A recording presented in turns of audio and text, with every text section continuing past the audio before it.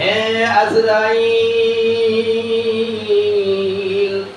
তুমি তো জীবনভর অনেক মানুষের জান কবজ করেছ, অনেক প্রাণীর জান কবজ করেছ, কারো জান কবজ করতে গিয়ে কি তোমার দিলে মায়া লাগেনি?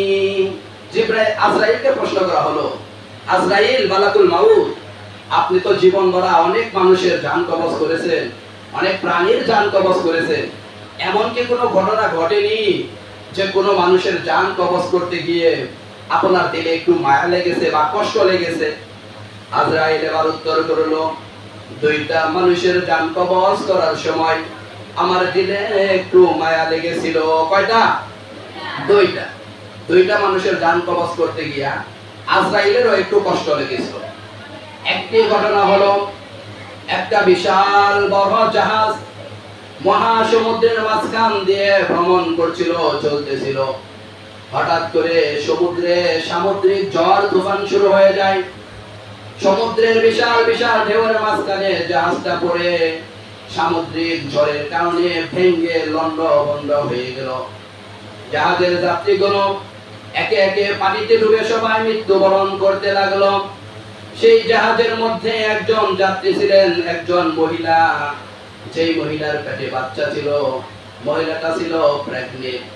সেই মহিলা জাহাজেরই একটা কাঠের খণ্ড নিয়ে তার উপরে উঠে বসলো। সেই কাঠের খণ্ডের মাধ্যমে নিজেকে রক্ষা করার জন্য চেষ্টা করে যাচ্ছিল। এমন সময় আল্লাহ তাআলার আদেশে সেই মহিলা ওই কাঠের উপরেই মহাসমুদ্রের মাঝখানে তার বাচ্চা প্রসব করে দিল। তার বাচ্চা ভূমিষ্ঠ হয়ে গেল। প্রিয় ছাত্রীরা ও আল্লাহর বান্দা বান্দিরা, তোমরা মনোযোগ দিয়ে শুনো। মহাসমুদ্রের মাঝখানে একটা কাঠের খণ্ডের উপর মহিলা সবেমাত্র তার বাচ্চাটা প্রসব করেছে।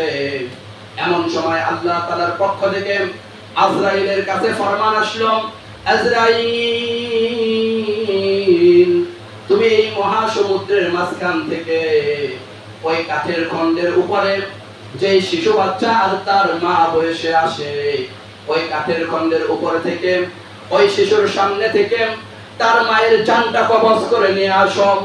আজরাইল বলেন, এই সময় এমন মুহূর্তে আমি এই কথা ভেবে কষ্ট পেলাম যে আমি যদি এই মায়ের জানটা কবজ করে নেই, এই মহিলার জানটা যদি কবজ করে নেই, তাহলে এই মহাসমুদ্রের মাঝখানে এই শিশুর কি অবস্থা হবে?